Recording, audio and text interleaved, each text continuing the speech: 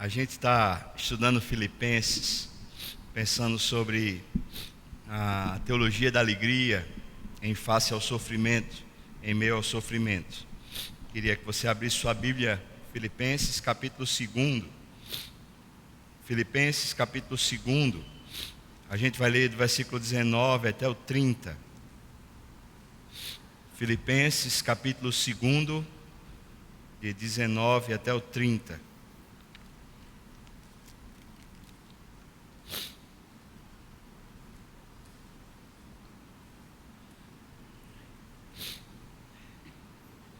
Filipenses capítulo 2, 19 até o 30. A carta de Paulo aos Filipenses talvez seja a carta mais íntima, mais pessoal que Paulo escreveu a uma igreja. Parece que o tratamento de Paulo com essa igreja é um tratamento de alguém que tem muita intimidade, muita aproximação. Então ele trata de assuntos assim com muita liberdade, diferente de outras que ele parece que escolhe os termos assim bem escolhidos mesmo para falar algumas verdades. Mas todas as cartas do apóstolo Paulo, elas têm uma teologia muito forte. Elas ensinam sobre o que é a igreja, ensinam sobre como a igreja se fundamenta e também ensinam sobre a liderança da igreja. E esse pedaço da carta, esse momento da carta, Paulo vai tratar sobre liderança na igreja. Ele vai citar os exemplos bons, e no capítulo seguinte ele vai falar dos maus exemplos e vai fazer essa confrontação de ideias. Eu acho que é um dos assuntos mais sérios que a gente teria para conversar sobre igreja na atualidade, é liderança de igreja. A gente tem visto, ouvido, conhecido tantos escândalos, tantas tristezas, e parece que mesmo assim não se cansa de nascer novas igrejas e não se cansa de aparecerem novos líderes em igrejas, como se isso fosse assim pela vontade do homem, como se dependesse simplesmente da minha competência, de eu querer fazer. E é uma das coisas que a gente tem que tomar cuidado, não só como igreja local, mas precisa ter atenção. Nem tudo que diz Jesus, nem tudo que prega, nem todos que fazem milagres e fazem sinais são de fato de Deus e de fato são usados por Deus. Eu não estou falando só fora daqui da Igreja das Graças, estou falando também dentro. Ou seja, a gente precisa ter um pouquinho de simancol, um pouquinho de percepção como membro de que tipo de liderança é a liderança que Deus instituiu para ser liderança na igreja. E é sobre isso que a gente vai falar hoje. Capítulo 2, a partir do versículo 19 até o versículo 31. Filipenses, capítulo 2, do versículo 19 até o versículo 31. Espero, porém, no Senhor Jesus, mandar-vos Timóteo, o mais breve possível, a fim de que eu me sinta animado também, tendo conhecimento da vossa situação. Porque a ninguém eu tenho de igual sentimento, que sinceramente cuide dos vossos interesses, pois todos eles, os outros, buscam o que é seu próprio, não o que é de Cristo Jesus. E conheceis o seu caráter provado, pois serviu ao Evangelho junto comigo, como filho ao Pai. Este, com efeito, é quem espero enviar. Então logo tenho eu visto a minha situação aqui. E estou persuadido no Senhor de que também eu mesmo brevemente irei. Julguei, todavia, necessário mandar até vós Epafrodito, por um lado, meu irmão, cooperador e companheiro de lutas, e por outro, vosso mensageiro e vosso auxiliar nas minhas necessidades, visto que ele tinha saudade de todos vós e estava angustiado, porque ouviste que ele adoeceu. Com efeito, adoeceu mortalmente. Deus, porém, se compadeceu dele, e não somente dele, mas também de mim, para que eu não tivesse tristeza sobre tristeza.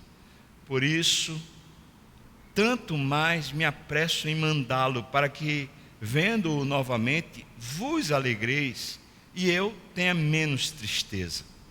Recebei-o, pois, no Senhor com toda alegria, e honrai sempre a homens como esse, visto que por causa da obra de Cristo, chegou ele às portas da morte, e se dispôs a dar a própria vida para suprir a vossa carência de socorro para comigo. Amém. Vamos orar. Senhor, mais uma vez, na dependência do Espírito, nós nos posicionamos pregando a Tua palavra. E Senhor, porque a gente tem confiança de que o Senhor ainda hoje pode falar, e ainda hoje o Senhor pode edificar a Tua igreja. Eu não sou o melhor instrumento, a melhor ferramenta, mas se o Senhor quiser me usar, eu peço ao Senhor que tenha misericórdia de mim e dos meus irmãos. Que o Senhor abençoe cada um dos meus irmãos, abrindo os olhos, a mente, o coração. Aplica a Tua palavra e faz resplandecer entre nós aquilo que é Teu, Senhor. Glorifica, Senhor, Tua majestade. E aqui entre nós, nesse ponto, nessa área do corpo de Cristo, chamada Igreja Presbiteriana das Graças, eu peço que o Senhor trate conosco a respeito da liderança.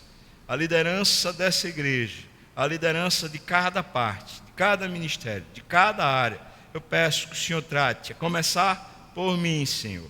Que o Senhor trate, não nos deixe à mercê de qualquer outra coisa que não seja a Tua boa mão a nos conduzir. No nome de Jesus. Amém. Temos um pouco de confusão, e a princípio, assim, eu quero tratar sobre isso. Temos um pouco de confusão a respeito do que é o sacerdócio universal e o que é uma liderança de igreja local. Ou seja, às vezes, quando a gente começa a falar sobre sacerdócio universal, um tema que é precioso demais para mim, por entender que todos nós somos sacerdotes, todos nós somos ministros de Deus, todos nós somos usados igualmente por Deus, temos uma mútua cooperação, onde o pastoreio não acontece por meio daquele líder lá na frente, mas acontece por meio do uso do Espírito de cada pessoa, na vida de cada pessoa dentro da igreja. Essa mutualidade é a responsabilidade do corpo e não de alguns apenas. Entendo isso como uma das coisas mais preciosas e mais perdidas no tempo de hoje, no seio da igreja. Por outro lado, às vezes quando a gente ensina isso, as pessoas pensam que por causa do sacerdócio universal, a igreja deixou de precisar de líderes, de pessoas que sejam realmente os dirigentes, os coordenadores, não administradores, mas aqueles que colaboram para aperfeiçoar os dons, os serviços, os exercícios ministeriais no meio da igreja. Essa é uma dinâmica do Espírito. Deus chama toda a igreja a ser ministro, chama toda a igreja a ser pastor, a ser servo, a ser usado pelo Senhor, a ser um vaso nas mãos do oleiro. No entanto, na segunda dispensação da graça do Senhor, segundo o bem-querer de Deus, Ele escolhe alguns para serem líderes a fim de aperfeiçoar o corpo de Cristo. Não sei se vai dar para a gente ver um vídeo, mas eu pedi para a mídia pôr um vídeo aí de Ronaldo Lidório explicando um pouquinho melhor a respeito desse assunto. Vamos prestar atenção.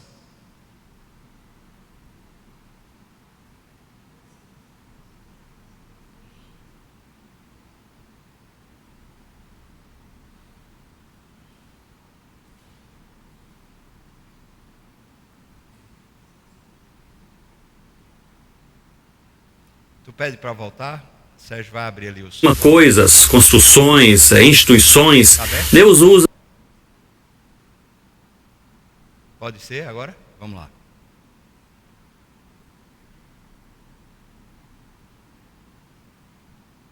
O chamado de Deus é pessoal, é irrefutável e é intransferível. É pessoal porque Deus chama pessoas, como você e eu.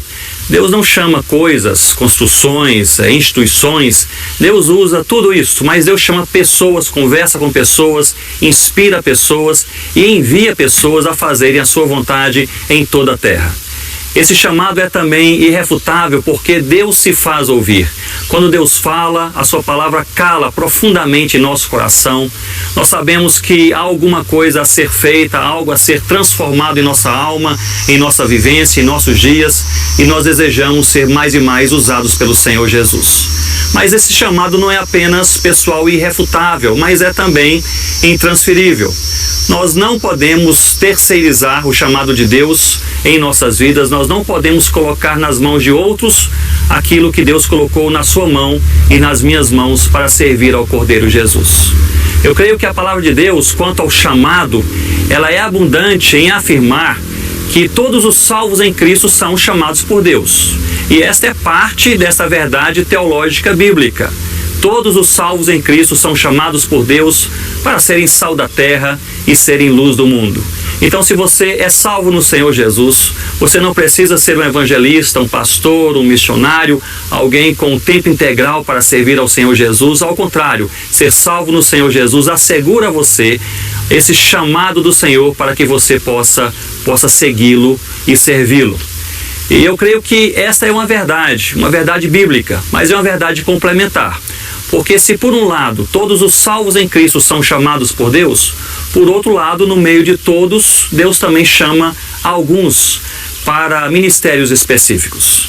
Todos são chamados para a salvação, todos aqueles que são de Deus, são chamados para a santidade, para a oração, para o serviço e também para a missão. Mas em Efésios capítulo 4, versículo 11, nós lemos que no meio destes todos, toda a igreja, ele também chama alguns para ministérios bem específicos. E o texto nos diz para serem apóstolos, profetas, evangelistas, pastores e mestres. Talvez Deus o chamou para, como salvo em Cristo, ser usado por Deus como estudante, um profissional, alguém envolvido na sua família, no seu condomínio, na sua universidade. Mas talvez também Deus o tenha chamado para um ministério específico. E antes de saber para onde você vai, você deve saber na palavra de Deus quem você é, para o que você foi chamado. Eu creio que nós precisamos ter essa concepção bíblica teológica complementar. Todos são chamados, mas também alguns são chamados. O certo é que o Senhor chama especialmente para duas coisas. E nós lemos isto no contexto de Efésios capítulo 4. O Senhor chama tanto toda a igreja como alguns da igreja para, em primeiro lugar, que a própria igreja seja edificada, que o povo ame mais a Jesus, o povo leia mais a palavra, o povo tenha mais o fruto do Espírito Santo. Mas em segundo lugar, para que a mensagem de Cristo vivo chegue até os confins da terra. No meio de todo este plano do Senhor, Ele chama a sua igreja para fazer diferença na terra onde nós estamos e por onde nós passamos. Que este estudo sobre o chamado, a vocação de Deus, realmente fale profundamente à sua mente e ao seu coração. Como dizia John Knox, que a única ponte entre o conhecimento e a transformação de vida é o quebrantamento. E é estudando a palavra de Deus que nós experimentamos um verdadeiro quebrantamento. Que Deus o abençoe. Amém. Essa é a dinâmica, ou seja, a igreja como um todo é chamada, nós somos chamados, nós somos enviados por Deus, mas no meio desses todos, alguns são chamados para serem líderes. O reconhecimento dessa liderança, que é usada por Deus justamente para edificar, capacitar, treinar o chamado geral, o chamado de todos os santos. Reconhecer essa liderança é que é muitas vezes difícil.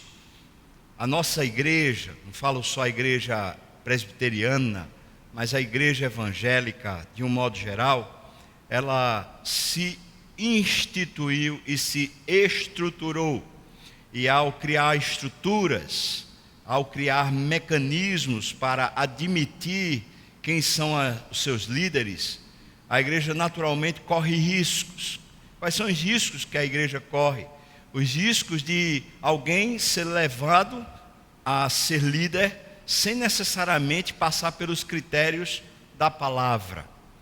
É arriscado, por exemplo, uma pessoa simplesmente dizer: eu sou pastor, ou eu sou presbítero, ou eu sou diácono, eu sou um evangelista, eu sou um missionário, e dizer isso e começar a bater o pé dizendo que tem um chamado, tem uma vocação, e começar a incorporar, ou seja, a trazer o corpo de Cristo em direção àquilo que ela pretende fazer. Esse é um risco, porque nós temos relacionamentos dentro da igreja, e então alguém que se vê ou se entende chamado para ser líder, normalmente ele pode usar, ou a pessoa pode usar o recurso do corpo para se fazer líder, para se fazer alguém notório, alguém na liderança da igreja. Na igreja presbiteriana em particular, há um risco imenso, um risco que muitas vezes me traz indignação e tristeza. A igreja presbiteriana, muitas vezes, pelo critério de entender sua liderança, o critério da eleição, faz com que o corpo seja de alguma maneira manipulado. Algumas vezes começa a haver dentro da igreja alguma espécie de cabo eleitoral, de política, de tentativas de produzir uma imagem favorável à eleição. Ano que vem, nós vamos ter aqui na igreja eleição para presbíteros e diáconos. Já venho orando há algum tempo a respeito desse assunto, porque sempre é um momento onde é arriscado pessoas tentarem se promover, elas começam a cooptar grupos da igreja, elas começam a servir a grupos e interesses de grupos dentro da igreja, tentando se promover. E algumas vezes as pessoas que estão sendo servidas, elas estão ali até achando bom e não se apercebem do risco de estarem elegendo ou de estarem colocando líderes que não foram chamados por Deus para serem líderes, que querem a posição, que querem o status, que querem o poder, mas não servem, não se colocam na posição de uma liderança bíblica, não fazem aquilo que Deus requer de um líder. É por isso que é tão perigoso. Na igreja presbiteriana, essa coisa da politicagem, essa coisa dos interesses pessoais, de troca de favores, de manipulações, de ligações. Já estive presente em reuniões de eleição, de grupos, de coisas dentro da igreja, onde as pessoas ligaram umas para as outras a fim de elegerem tal pessoa, porque tal pessoa é daquela linha, é daquele propósito, é daquele jeito, e articulam, muito semelhante ao que se faz lá fora quando se faz eleição. Às vezes, no propósito de que não seja eleito o candidato A e seja eleito o candidato B, a igreja, ou pessoas da igreja, maculam imagem, destroem reputações, articulam, fazem manobras a fim de eleger pessoas. Você talvez está aqui visitando, ou talvez seja novo na fé e fala assim: eu nunca ouvi falar disso, é possível que aconteça isso dentro de igreja? Que coisa estranha. Eu preciso advertir você, irmão, e estou chamando sua atenção, porque não pense que por ser igreja, esse mundo aqui é perfeito. Na verdade, essa casa de restauração, essa casa de consolo, essa casa de edificação, chamada igreja, ela é muito assaltada pelo diabo. E muitos lobos vorazes, eles tentam se assenhorar do rebanho, tentam surgir como liderança no meio da igreja para destruir a obra do Senhor. Portanto, nós corremos riscos quando, não entendendo o que é uma liderança de igreja, nós simplesmente vamos votar num amigo, vamos votar numa pessoa que a gente acha que é, sei lá, legal, uma pessoa que a gente acha que ela é desenrolada. Em alguns casos, já vi isso acontecer em igreja.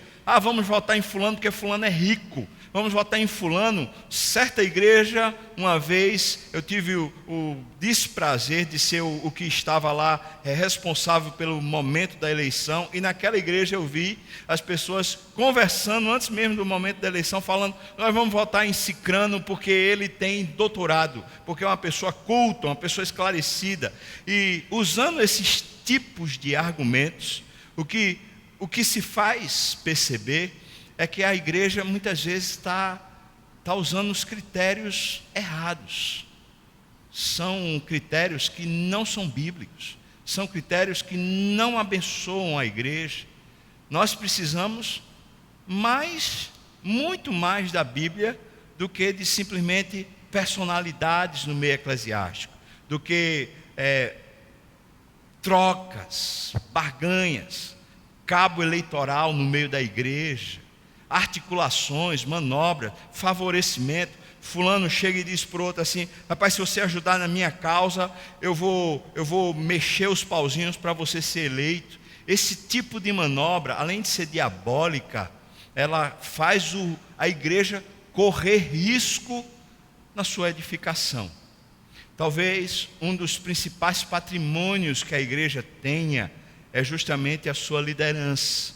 A liderança da igreja é colocada por Pedro como sendo o modelo dos fiéis. Paulo, escrevendo a sua primeira carta aos Coríntios, capítulo 11, versículo 1, ele diz para a igreja: sejam meus imitadores como eu sou de Cristo. A liderança da igreja não pode ser simplesmente uma liderança de popstar, ou de pessoas que simplesmente aparentam alguma coisa. Precisam ser pessoas que de fato têm os critérios bíblicos. E se alguém, por exemplo, aqui nessa tarde, alguém diz: mas eu não sou líder, nem vou ser líder, mas você é membro da igreja, certamente em algum momento você vai ser chamado para votar. E nessa hora que você for chamado para votar, além de você precisar participar do voto, você também precisa ter os melhores critérios a fim de dizer: eu votarei em fulano, mas não votarei em Beltrano, por causa da palavra, não por causa de algum mal entendido, por causa de uma queixa pessoal, por causa de algum problema que eu tenho. Paulo está dizendo aos irmãos lá de Filipos que ele tem duas pessoas que ele admira e que ele está enviando de volta. Uma é Timóteo, que está escrevendo a carta com ele.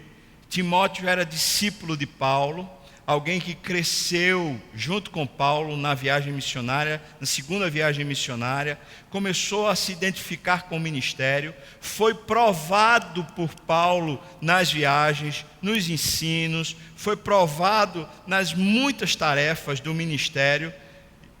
E Paulo está dizendo: esse aqui, esse menino, esse jovem, é um exemplo.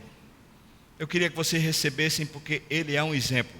E a outra pessoa que ele está recomendando à igreja é uma pessoa já conhecida da igreja, Epafrodito. O texto está dizendo que Epafrodito tinha sido enviado pela igreja de Filipos até Paulo. Paulo está em Roma, preso, e então a igreja de Filipos, que era muito calorosa com Paulo, enviou Epafrodito, um dos seus líderes, a fim de cuidar de Paulo. Quando Epafrodito chegou lá, alguns comentaristas falam que ele deve ter chegado muito cansado da viagem e, em vez de descansar, no afã de ajudar, ele começou a laborar, começou a trabalhar grandemente em favor de Paulo e adoeceu, uma doença que quase leva ele à morte. Outros comentaristas falam que talvez durante o percurso da viagem ele tenha pego uma malária muito forte, e quando ele chegou em Roma, ele mal conseguiu ajudar Paulo e já estava em face à morte. Não sabemos exatamente qual foi a doença que se acometeu a Epafrodito, mas o fato é que ele ficou mortalmente doente quando chegou lá. Mesmo assim, com esforço e dedicação, ajudou a Paulo. E Paulo está dizendo: olha, eu quero honrar um homem como esse, e queria que vocês honrassem gente como essa, que chega à morte, chega um comprometimento tal, um compromisso com Deus tal, que está pronto para morrer por causa da obra do Senhor. Gente que está tão dedicada, gente que se esmera tanto, que está pronta ao sacrifício pessoal por causa da obra de Cristo. Epafrodito então é recomendado de volta, e Paulo diz: o motivo pelo qual eu estou mandando Epafrodito não é porque ele não está me servindo aqui, é porque vocês souberam que ele ficou doente, e a gente ficou aqui preocupado, porque vocês souberam que ele estava doente. Naquela época, obviamente, não existia internet, WhatsApp, Facebook, não tinha como ter as notícias de imediato como se tem hoje. Então eles disseram, a igreja lá ficou sabendo que Epafrodito quase morreu, a igreja está sem notícia, eles estão aperreados, eles estão sofrendo. Então Paulo diz: Epafrodito, volta, leva essa carta que eu estou escrevendo com Timóteo, leva para eles terem conforto. E na carta Paulo diz isso: eu estou mandando Epafrodito de volta, não é porque ele não foi útil, ele foi muito útil a mim aqui, mas eu estou mandando para consolo de vocês. Ou seja, em outras palavras, Paulo está dizendo: eu estou abrindo mão do conforto que Epafrodito me traz aqui na prisão, eu estou abrindo mão desse cuidado especial de vocês comigo, porque eu quero cuidar de vocês, porque o meu interesse é que vocês sejam cuidados. Eu sei, vocês estão querendo cuidar de mim, mas o grande interesse que eu tenho é cuidar de vocês, é cuidar do interesse de vocês. Então Epafrodito volta para Filipos levando a carta, e a carta obviamente deve ter sido lida naquela igreja e deve ter alimentado a igreja. O que é que a gente aprende com essa história, com essas idas e vindas e com esse tipo de liderança? Algumas coisas que Paulo fala a respeito de Timóteo e algumas coisas que Paulo fala a respeito de Epafrodito deveriam servir para nós como critérios, para que a gente analisasse a liderança. Quando falo isso, irmão, eu quero dizer para você, eu não estou fora disso. Ou seja, tudo que eu disser aqui poderá e deverá ser usado contra mim e também a meu favor. Ou seja, a avaliação, ela é para todos. É a avaliação para o pastor, é a avaliação para os pastores, é a avaliação para os presbíteros, é a avaliação para os diáconos, é a avaliação para candidatos, é a avaliação para qualquer um. Para qualquer um. Veja, a primeira coisa que Paulo fala a respeito de Timóteo. Dê uma olhada de novo no texto, se você fechou a Bíblia, volte a abri-la, por favor. Versículo 20, ele diz. Versículo 20. Porque a ninguém tenho de igual sentimento. Eu não tenho ninguém que eu tenha tanto apreço. Paulo está dizendo assim: esse cara é tão precioso para mim. Por quê? Porque ele sinceramente cuida dos vossos interesses. Essa é a primeira característica que eu queria destacar. Uma liderança que é levantada por Deus. Uma liderança que é usada por Deus para a igreja. É uma liderança de homens, de mulheres que não buscam os seus próprios interesses. Quando você observar qualquer líder que está usando o seu poder, a sua fala, usando as ferramentas que tiver, a fim de se promover, ou a fim de ser favorecido, seja por carta, seja por conversas pessoais, seja por exercício de dons, seja por qualquer tipo de manifestação da sua liderança, quando um líder, ou quando uma pessoa da igreja está usando mecanismos para se favorecer, não deveria ser líder. Não deveria ser líder. É pecado. É mau obreiro. Segundo Paulo, escrevendo a Filipos, no capítulo 3, ele diz: esses obreiros servem o próprio ventre. Estão rejeitados. Não servem. Quero dizer com isso que qualquer serviço na casa do Senhor, seja pastor, seja presbítero, seja diácono, seja líder de grupo pequeno, seja líder da SAF, seja líder de departamento infantil, seja líder do sopão, seja líder do louvor, seja líder de qualquer área que for, qualquer líder, não pode estar buscando os seus próprios interesses, mas Deus quer usar a liderança para a edificação do todo. Às vezes acontece de alguém que é um bom líder, ele está abraçado com uma área, com um ministério, vamos supor, ele está abraçado com um ministério de ação social, e ele começa a ver o sofrimento, as lutas, as misérias, os problemas, e mergulha tão profundamente naquela luta, que às vezes ele perde a percepção do todo, perde a percepção da igreja como um todo. E quando ele faz isso, ele corre o risco de deixar de ser servo para o corpo e passar a ser servo para uma causa que é a causa pessoal. Mas você pode dizer, mas aí, pastor, ele não está sendo usado por Deus para aquela causa. Sim, mas aquela causa, ela não é uma causa que pode ser individualizada, personalizada. Aquela causa precisa ser a causa que abençoa o corpo todo. A gente não pode nunca se tornar uma parte como se aquela parte fosse o todo. A instrumentalidade de um servo de Deus na igreja é para abençoar a igreja e não para abençoar apenas a área.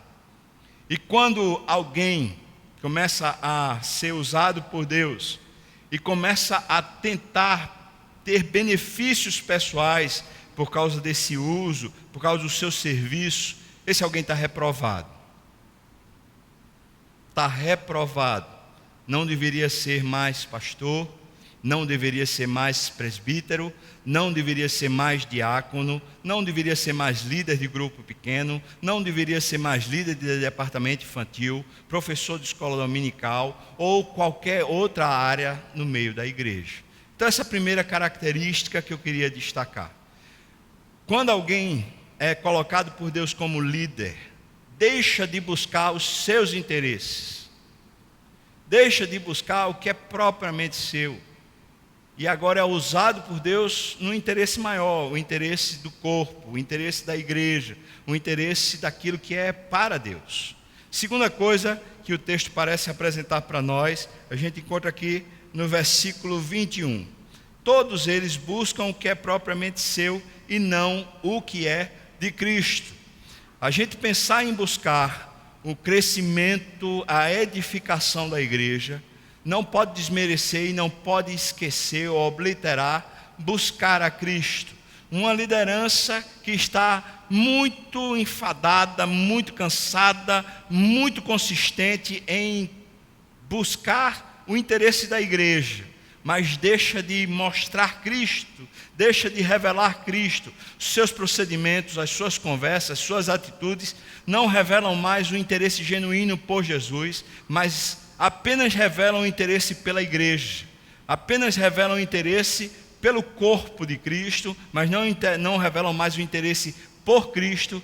Essa liderança está adoecida. Talvez não seja bom que ela faça parte da liderança, porque ela não está mais servindo a Cristo, ela está servindo apenas a noiva.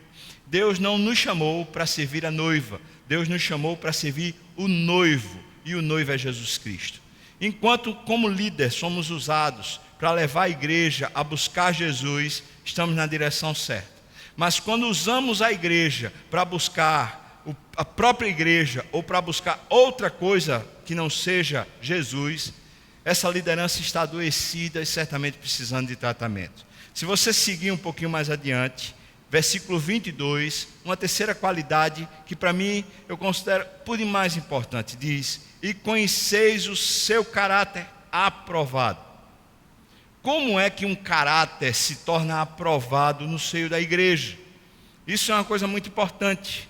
A gente pode até ter uma percepção, uma imagem, dizer assim: rapaz, fulano é aprovado, cicrano é aprovado, é aquele que a pessoa tem caráter, é uma pessoa íntegra, a gente nunca ouviu falar mal, a gente nunca ouviu falar de um problema, de uma coisa, de uma situação, e às vezes a gente é tomado por essa perspectiva de que as coisas estão muito bem, por causa da aparência. O Senhor não vê como vê o homem, o Senhor vê o coração.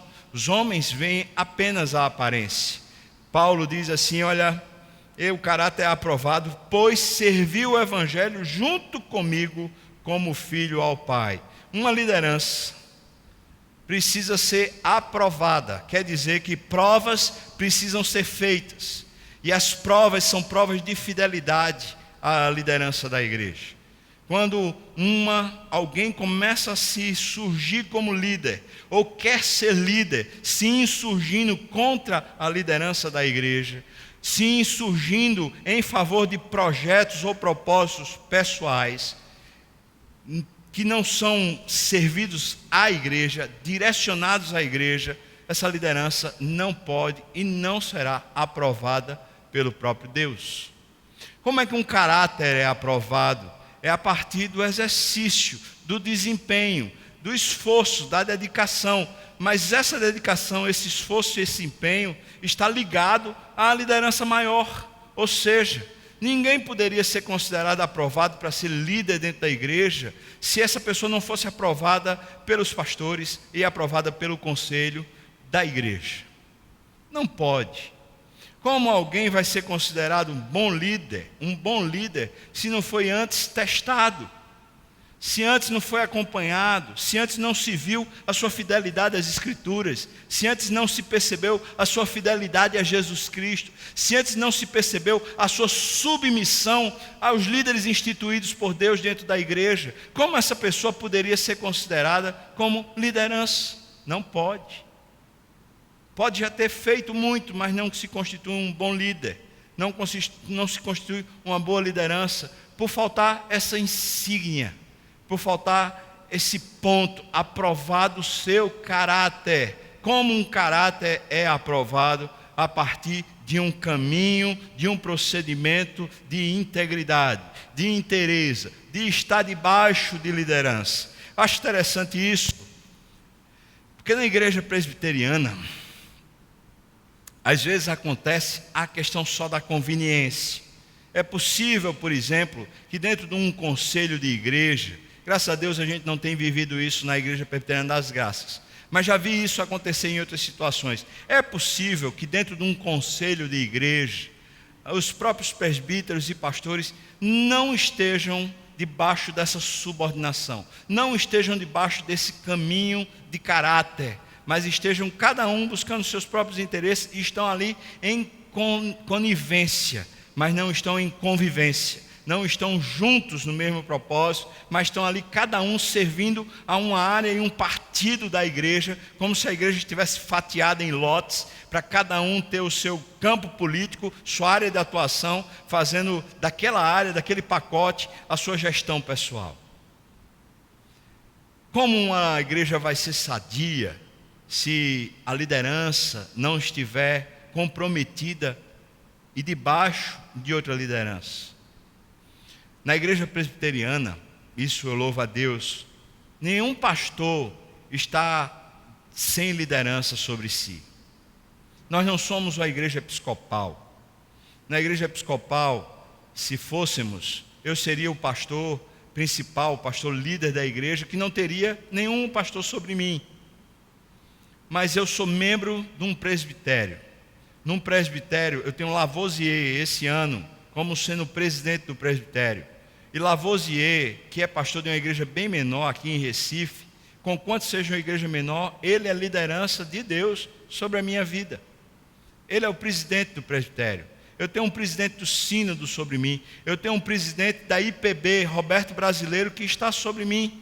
E esse conglomerado de liderança estabelece que tem uma série de critérios para me avaliar. Todo ano, todo pastor da IPB precisa entregar um relatório ao presbitério. E o relatório pode até ser dispensado, as pessoas podem até não ler, nem usar aquele relatório. Mas se alguém quiser ser fiel a Deus, vai responder aquele relatório dizendo: Senhor, olha aqui, eu estou debaixo de liderança. Alguém pode requerer o relatório, pode perguntar que tipo de vida é a minha, se eu sou um preguiçoso, ou se eu sou uma pessoa que tenho me servido da igreja e não servido à igreja. Qualquer pessoa pode avaliar. Graças a Deus temos isso. Pode não funcionar, mas a iniciativa é boa, a ideia é boa, ou seja, sempre ter uma liderança sobre as lideranças, para que ninguém se sinta como se fosse ele mesmo o dono. Esse é um princípio geral das Escrituras. Todos nós precisamos estar debaixo de liderança. E uma liderança que tenta ser líder dentro da igreja, sem estar submissa às lideranças da igreja, é certamente um problema. Não é só um pequeno problema, é um grande problema, porque vai causar instabilidade. Paulo está dizendo: vocês conhecem o caráter aprovado de Timóteo, porque ele serviu comigo, eu vi, e ele me serviu como se fosse um filho servindo ao pai.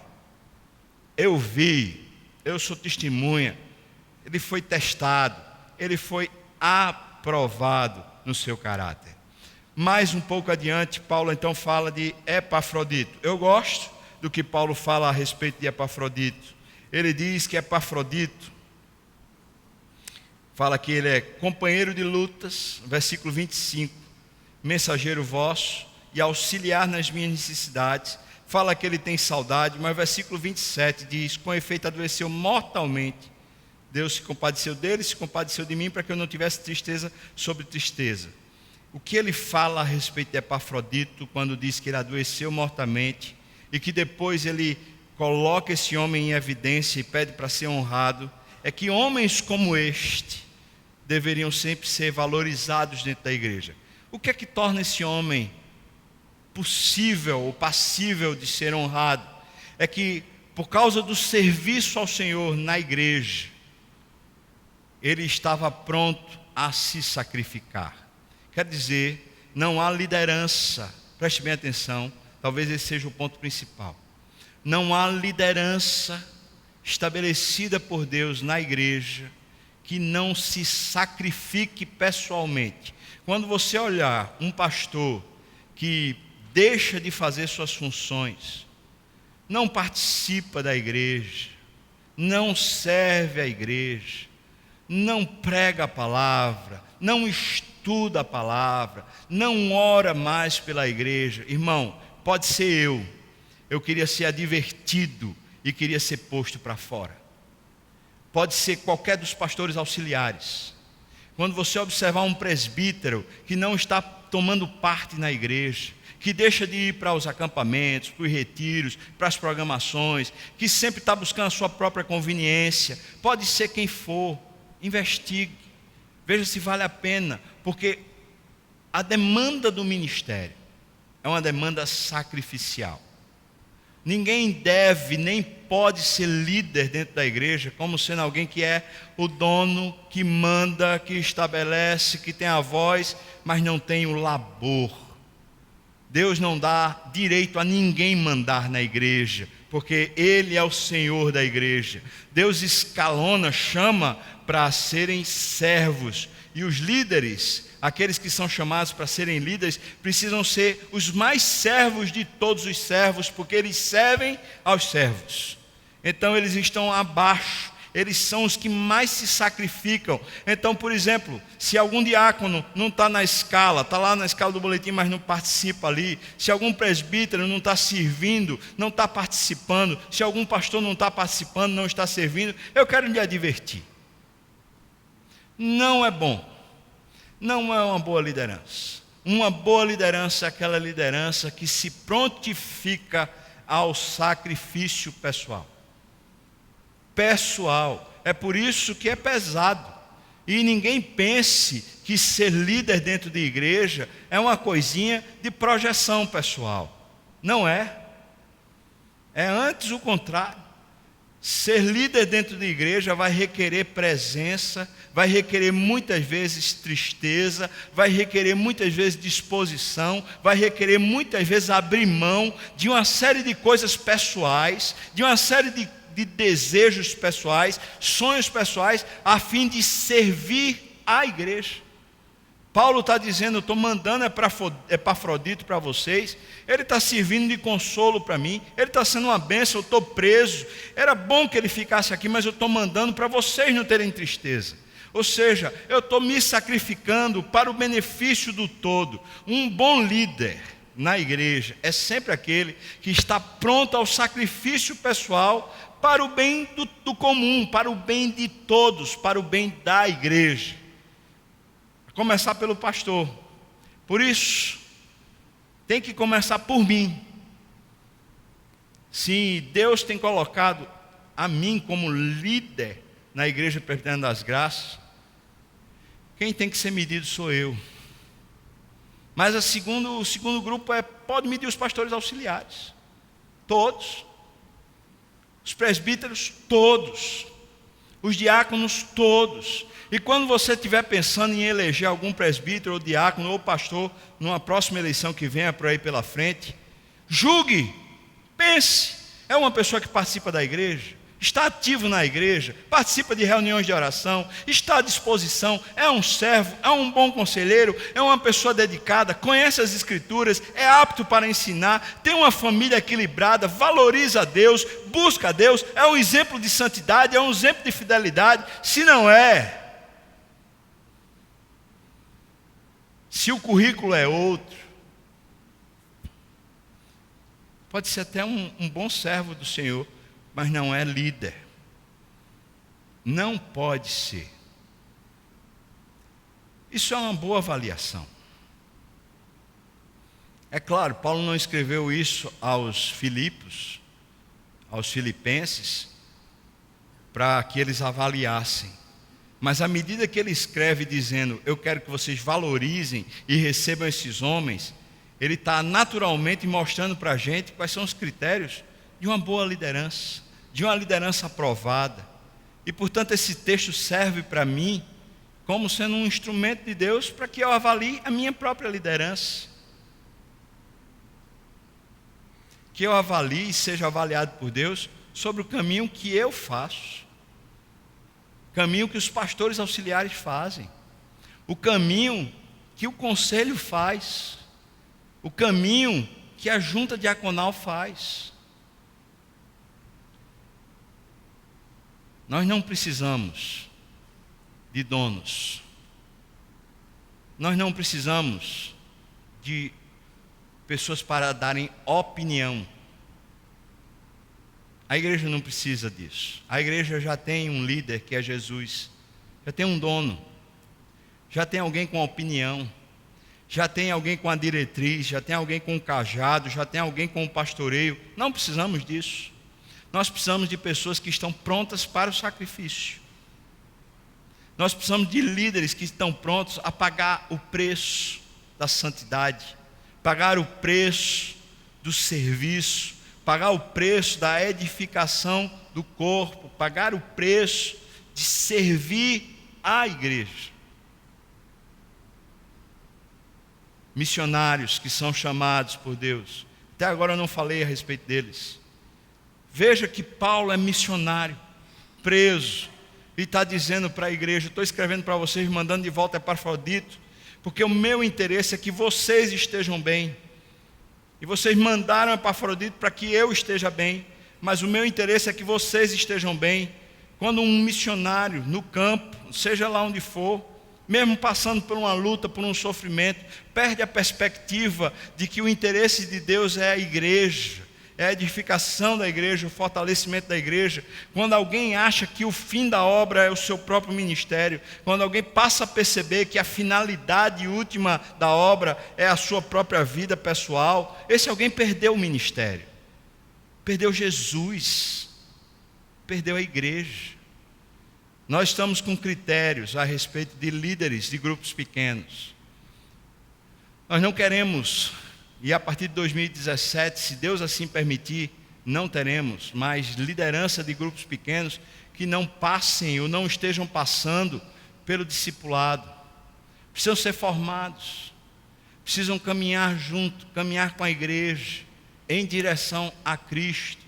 Se Deus permitir e se Deus assim quiser, a partir de 2017, toda segunda-feira à noite, nós vamos estar aqui com os líderes de grupos pequenos, estudando a Bíblia, formando o conteúdo da lição que vai ser dada durante a semana. Não queremos e não precisamos que mais e outros presbíteros e diáconos entrem no conselho, entrem na junta diaconal, simplesmente por causa de reputação, ou por causa de família, ou por causa de nome, ou por causa de recursos, ou por causa de sapiência, doutorado, títulos. Precisamos de servos. Precisamos de pessoas, e estamos precisando de mais presbíteros. E estamos precisando de mais diáconos. O corpo de presbíteros e diáconos está pequeno. Nós estamos precisando de mais, mas não estamos precisando de pessoas erradas. Estamos precisando das pessoas de Deus, provadas, testadas, as pessoas com caráter, as pessoas com prontidão para sacrifício pessoal. É por isso, irmãos, que quando esse assunto de vocação cai no meu colo, quando eu sou avaliado por Deus, eu toda vez peço a Deus para me tirar do ministério. Toda vez.